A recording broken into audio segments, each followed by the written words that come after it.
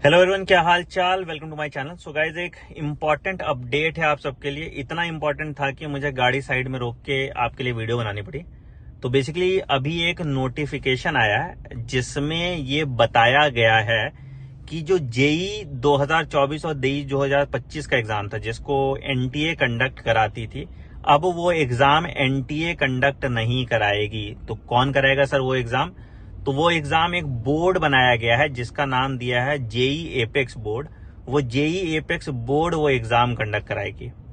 तो एनटीए क्या करेगा सर?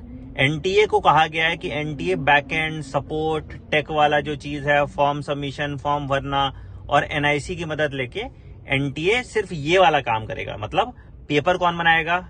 जेई एपेक्स बोर्ड बनाएगी। पेपर का स्टैंडर्ड कौन डिसाइड करेगा? जेई एपेक्स बोर्ड डिसाइड करेगी। मतलब एग्जाम कंडक्ट कराने की पूरी जिम्मेदारी जेई एपेक्स बोर्ड को दे देगी और एनटीए की जिम्मेदारी सिर्फ इतनी हो गई कि ऑनलाइन फॉर्म भराना, एग्जाम का वेन्यू पे जो टेक यूज होगा वो टेक वेक को देखने का काम एनटीए को दे दिया गया है। अब जेई एपेक्स बोर्ड कौन सा बोर्ड है, ये कैसा बना, क्या हुआ इसमें बेटा? तो जेई एपेक्स बोर्ड का जब आप कॉन्स्टिट्यूशन देखोगे, मैंने इसका पीडीएफ आपको शेयर कर देना है Telegram channel t.me/anandmani001, link description में भी है। आप उस टेलीग्राम चैनल को जाके वो नोटिफिकेशन पढ़ सकते हैं। तो उसमें जब आप जेई एपेक्स बोर्ड के मेंबर्स का नाम देखोगे तो उसमें आईआईटी के प्रोफेसर्स आपको देखने को मिलेंगे। उसमें हर स्टेट का रिप्रेजेंटेटिव आपको देखने को मिलेगा, मतलब जो उसके एजुकेशन बोर्ड का स्टेट का रिप्रेजेंटेटिव हो वो देखने को मिलेगा।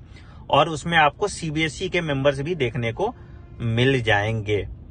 अच्छा, तो ये तो हो गई सर जेई की बात। जेई का एक नोटिफिकेशन आ गया कि जेई का एग्जाम जो है जेई एपेक्स बोर्ड कंडक्ट कराएगी।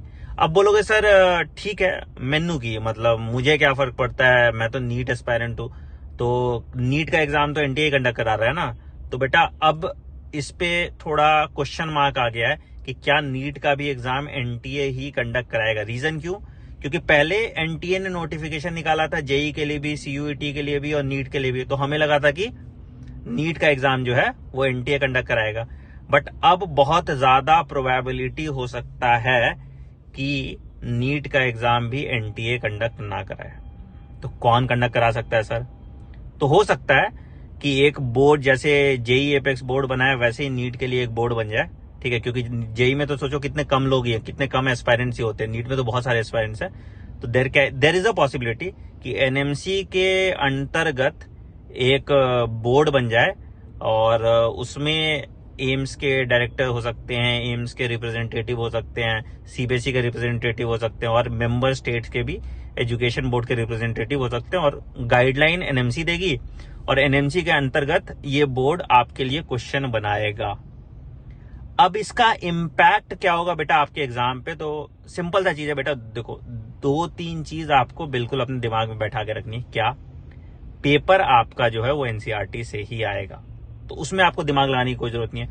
अब एनसीईआरटी से डीप डाइव करके क्वेश्चन एक्सट्रैक्ट करके हो सकता है अच्छे क्वालिटी के क्वेश्चन आपको ज्यादा पूछे गए। देखो एनटीए ने जब से पेपर लेना स्टार्ट किया था नीट का, आप देख रहे थे कट ऑफ कितना ज्यादा ऊपर जा रहा था, रद्दी क्वालिटी का पेपर बनाता था एनटीए। तो इससे ये एटलीस्ट फायदा हो जाएगा कि जो क्वेश्चंस आपके आएंगे थोड़े क्रिटिकल थिंकिंग क्वेश्चन आएंगे, थोड़े कॉन्सेप्चुअल अंडरस्टैंडिंग के क्वेश्चन आएंगे, थोड़े एनसीईआरटी के लाइन से बीच करके क्वेश्चन आपको दे दिए जाएंगे।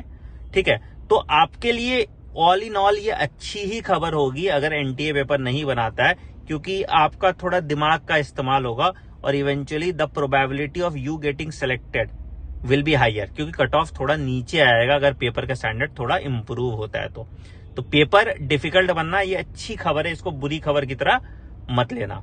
खैर, इस पे देखो ऑफिशियल क्लैरिटी कब तक आती है। आपका बस फोकस अभी इस वीडियो के माध्यम से मैं यही बोलना चाह रहा हूं, आपका फोकस बस इस पे होना चाहिए कि आप एनसीईआरटी को इन डेप्थ पढ़े, जैसा हम अपनी एनसीईआरटी रिव्यू सीरीज में करा रहे हैं। आज 10 चैप्टर कंप्लीट हो गया। अगर आपने नहीं देखी है तो उसकी प्लेलिस्ट में इंटैग करके रख देता हूं। तो एनसीईआरटी को इन डेप्थ में पढ़िए, देखिए एनसीईआरटी से कैसे कैसे क्वेश्चन बन सकते हैं और उन क्वेश्चन को फोकस्ड वे में सॉल्व कीजिए, तभी आप नीट एग्जाम क्रैक कर पाएंगे। देखो, we have to be prepared for all uncertainties. क्या? पहला अनसर्टेनिटी, सिलेबस क्या होगा आपको अभी एग्जैक्ट क्लैरिटी के साथ पता नहीं है और उसमें भी एनएमसी ने कचरा किया हुआ है, तो वो भी देखो सिलेबस का अपडेट वो कब तक देते हैं। ठीक है, दूसरा आप तो ये भी नहीं पता आपको एग्जाम कंडक्टिंग बॉडी कौन सी होगी, तो कैसा पेपर आएगा, क्या आएगा, वो भी एक थोड़ा है। तो आपको वर्स्ट के लिए प्रिपेयर रहना है। आपका फोकस जो है सिर्फ और सिर्फ एनसीईआरटी सेंट्रिक पढ़ाई में रहना चाहिए। डिटेल में एक एक लाइन एनसीईआरटी को निचोड़ के समझ लो और सिस्टमैटिक तरीके से अपनी नीट की तैयारी करो। कुछ और अपडेट आएगा तो आपको फटाफट मेरे टेलीग्राम चैनल t.me/anandmani 001 पे मिल जाएगा। इस वीडियो को अपने दोस्तों के साथ आप शेयर कर सकते हैं और आपका क्या विचार है, आपको क्या लगता है क्या होगा, वो कमेंट सेक्शन में जरूर मेंशन कीजिए। पूरा नोटिफिकेशन आप पढ़ लीजिएगा, मैंने अपने टेलीग्राम चैनल पे उसको डाल दिया। On that note I am ending this video. Take care, bye bye, have a great day. Thank you.